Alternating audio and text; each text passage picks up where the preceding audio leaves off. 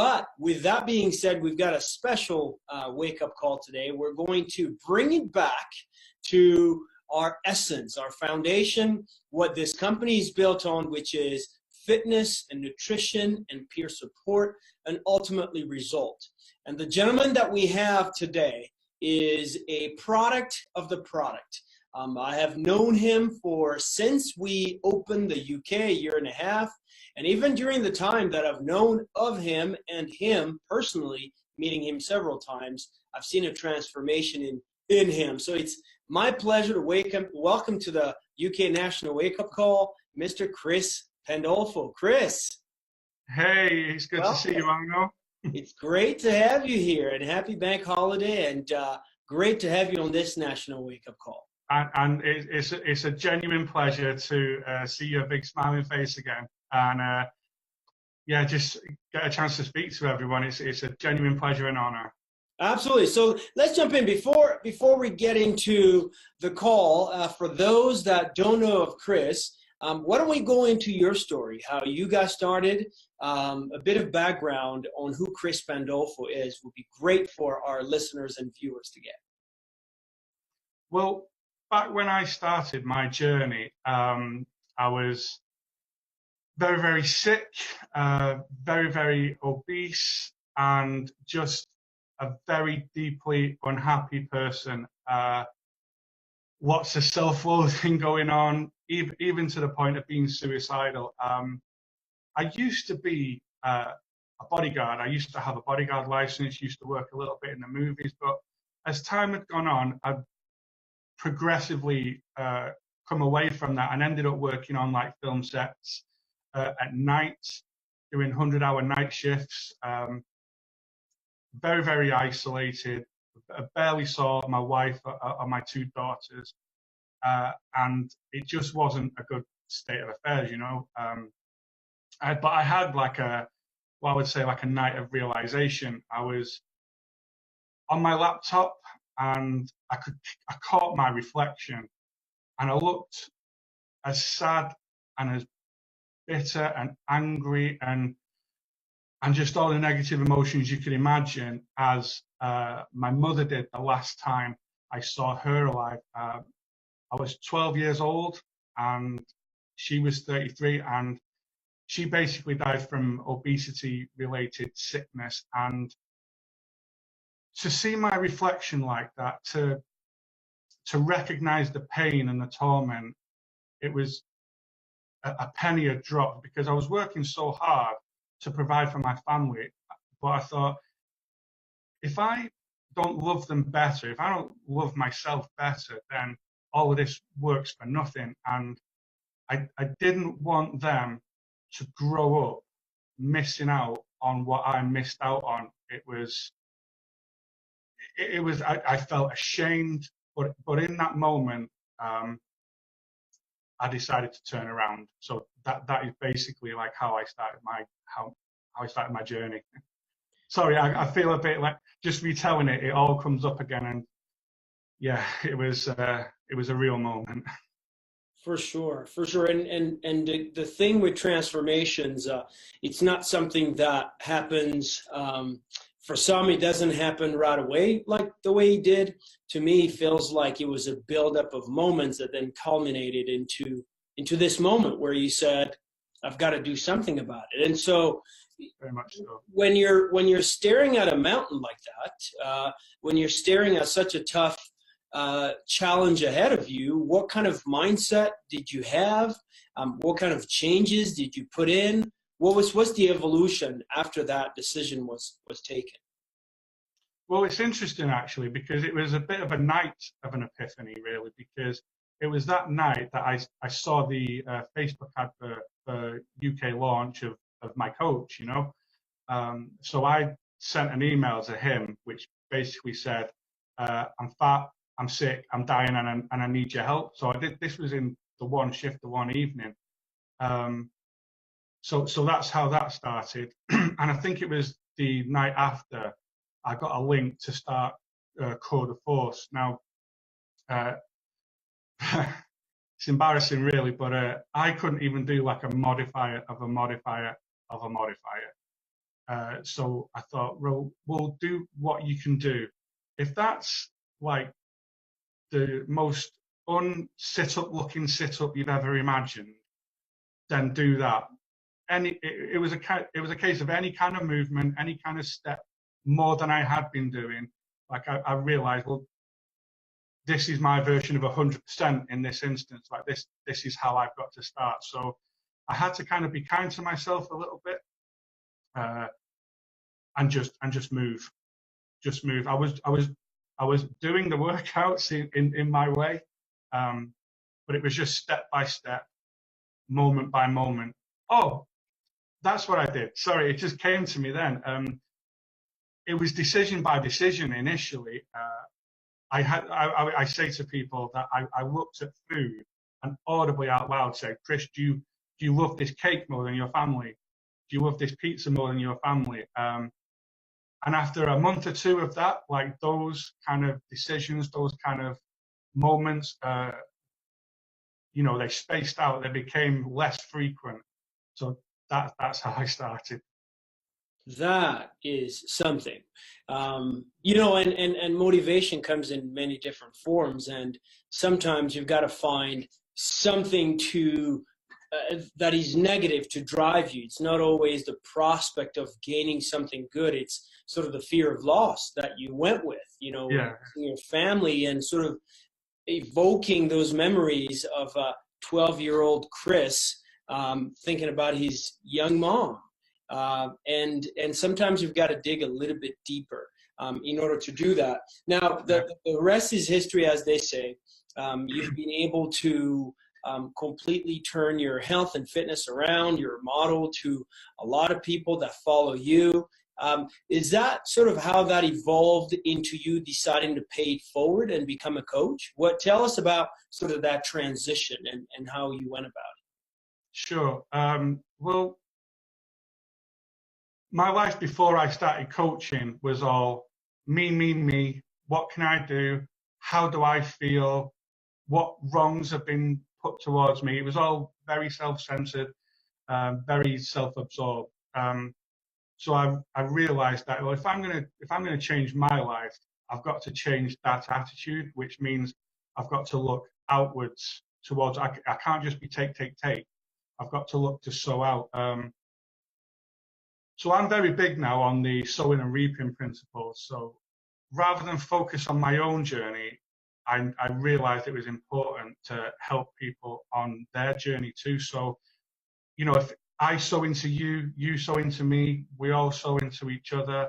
I knew that coaching, sharing life together, was key to changing my life. I'm aware that some people think that they can't coach because they're at the start of their journey. I actually think it's the perfect time to start. You don't have to be a personal trainer and ripped. That's great, and it's for some people. But I actually think that in a way, you can learn something. It goes beyond coaching. It goes beyond, in my opinion, like a fitness journey. It's just a good life principle, in my opinion. And I think that decision to be a coach actually helped me get to where I am. I don't think I could have just done a program and had a transformation. I believe I would have failed. In fact, doing all the other things I've done previously, all the other weight loss programs and what have you, it didn't have the coaching element in it, and I failed. But in that decision, this is where I succeeded. And it was in the mind and in the heart first. So, yeah. That's outstanding. And one of the things. Can I answer that then? I think I did. Yeah. Well, one of the things that you mentioned is on your way to losing all this weight, it was a lot more than a fitness and physical transformation. It was also a mindset transformation. And listening to you now talk about accountability and how coaching helps you with the accountability, it almost feels that because you're coaching, you feel that you have to grow personally in order to be able to pour into others, right? Yeah. So talk to us about your journey. So you do your first, your first quarter force, and you're trying to keep up with the modifier, to now just kicking butt and taking names. And so, tell us about the importance of running challenge groups as a coach, and how you manage that, and how do you do the workouts with the challengers? Do you sort of pick your own workouts? How do you go about holding your own self accountable? Well, nothing's really changed from that time, and I don't think I should change it. I don't think I should do anything differently. Just because, like, I don't think I've made it. I don't think I've, arrived. I still do the same things I do at the start, which was the accountability of the group. I mean, my coach, Scotty, just wouldn't let me fail. He wouldn't let me fail, and he loved me and believed in me. So, to my mind, like, how I coach now, or what I do now, is replicating the same thing. To have a group that's towards like a singular focus of, completing a program, maybe going through personal development books along the way, having the community aspect of if someone falls, the rest of the group pick them up, and if someone has a success, then we all celebrate it. It's that community aspect is special. It got me to where I am, so that's what I do. Like, I don't try and do anything special on top of that. It's that work that saved my life, and I've seen it change people's lives within my own group. So that's basically how I do it. It's vital. It's vital to have that. It's the communities. It's what we do. In fact, yeah, it's not like a thing we do. That's who we are. Those challenge groups, the family aspect, that's who we are. And we can't fail at that, because I reckon if you do something, like, you can fail at that because it's something that you start and stop. But the community, like, that's who we are. So you can't fail at that, because this is who we are. And that mindset was new to me when I first encountered it. But Scotty introduced me to it, and it's changed my life. So you point out something very interesting, Chris, is the fact that, sometimes we look at it as a 60-day or 90-day or even 30-day or 21-day challenge. I think what this has introduced you to is the communities, the ecosystem of all the tools and support and guidance that you get from being a part of a group. And the second part of that you talk about is the fact that you can only maintain those results if you stay plugged into the community. Earlier, you pointed out that you started before, you have done the workouts, but because you weren't a coach, you weren't connected to a community. You're connected to either a DVD or a workout that is streaming. You don't have the support of a coach, and that is such a major point that we've got to point out. That not only do you get results, but the way you maintain the results is you become a coach and you pay it forward, which is the whole concept of find two other people to help that can also help you, by the way, right? And sort of it's a two-way road. You're not just finding two people just for the sake of finding two people. They're also going to help you tremendously, because you have to become the best coach you can be as a result of that. Yeah, absolutely. That's outstanding. Now, let's switch gears and talk about coaching and how coaching has pushed you to dream a little bit bigger, right? What is one of those dreams? If you could maybe share, a couple. What is one of those? Sure. Well, I'd spent most of my life self-sabotaging. There was opportunities in my youth of playing professional sport in rugby, had a chance at football, and I wouldn't turn up to the games. I wouldn't turn up to the trials. I didn't believe in myself. There was no self-worth. Why should I get to do something like that? I'm nothing. I'm nobody. I'm not worthwhile. So as I started to love myself, and I started to see value in myself and just come alive as a person, I I'll be perfectly straight with you. I saw the Beachbody challenges. Right, this is my chance to just take aim at something and give it absolutely everything, just to, winning wasn't so much as important as just taking aim at something and giving it everything. And, nearly 2 years down the line, I've somehow managed to make it into like the final four. Which is thank you, man. It's genuinely amazing to me. But I started that challenge, this is how I want to encourage people. I started that challenge, 378 pounds, at the wrong end of a 100-hour week. I couldn't have been further away from that stage in Indianapolis than I just couldn't have been.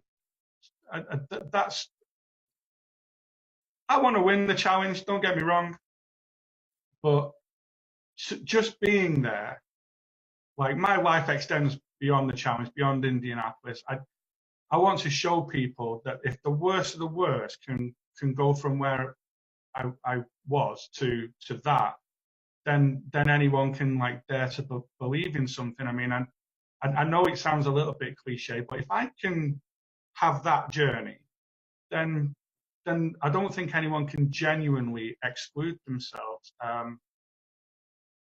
So I feel like now I know I've given my best. I've given my version of 100%. And if you don't mind me saying so, my 2 coins of effort, I had to squeeze it in somewhere. Then anything is possible. And I almost feel like I've already won because I'm alive. And yeah, that's it. Yeah. Well, you've won in many, many ways. And you said you started, the wrong end of 378. So to date, how many pounds have you lost? It's 168 now. So that's like, I don't know how many is that in kilo. It's like 12 stone. 12 stone. Wow. Do you guys do 12 stone? Yeah. Yeah. Well, this is a UK audience, so that is outstanding. That is outstanding to think of that. And there's a story that you were telling me earlier before the call about your daughter, Olivia. Yeah. Mind sharing that? Oh, which one was that now? Wanting to emulate what you do. Oh, and sorry. to be like Dad. Yeah, she. Jimmy, I'm sorry. Do you mean the story about the security guard? Yes. Yeah. Sorry, I get emotional thinking about this one because, I mean, I was proud and ashamed at the same time. She came to me one day and said that she wanted to be like a security guard, like her dad. There's nothing wrong with being a security guard, but I knew where I was at the time. So I decided I wanted to aim for something better. So to be on stage now, like she had a school sports day, and I got sent a picture of her wearing the Beachbody coach hat, and I thought, right, in that moment, I just thought, right, that's why I did this, because she went from wanting to be like a security guard to wanting to go to a school sports day with her dad's Beachbody coach cap on, and it was just the proudest moment. That was it. But, that's the prize. It was a proud father moment. I was proud when she said it because she wanted to be like Daddy, but I was ashamed. But now I've given her something to aim higher for. I'm just like, I've done all right as a dad. I didn't think I was, but I feel like, okay, like I might have done okay now. Well, you know what? You've done more than all right. And by the way, for our viewers and listeners, voting begins next week on the 3rd of June. The 3rd of June. And regardless of what happens, Chris, the fact of the matter remains that you will be on stage in front of 25,000 people in Indianapolis.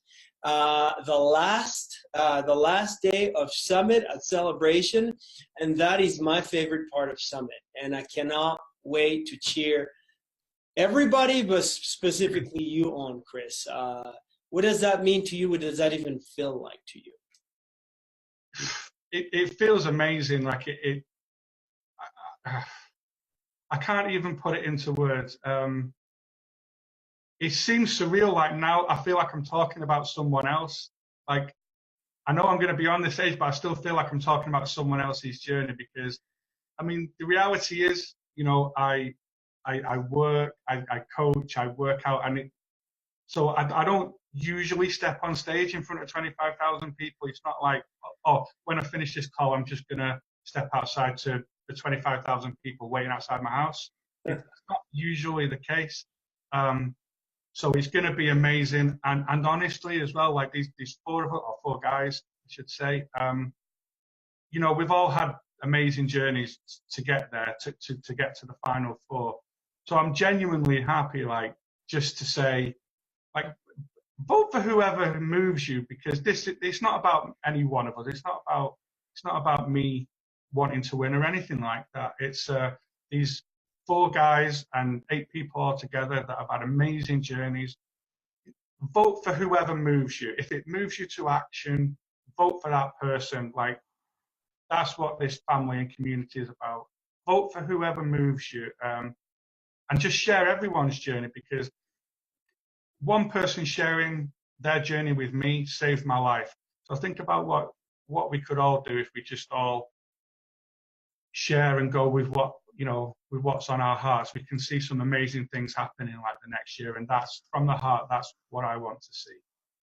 Well said from a very, very classy guy. Chris, I appreciate you sharing your story, sharing your journey, representing your team and so many in the UK, and for really pushing us to share our journey, because ultimately that's what creates a link, a relationship, a start. Someone that is in, that has lost hope needs to hear your journey, including you, that is watching and listening in today.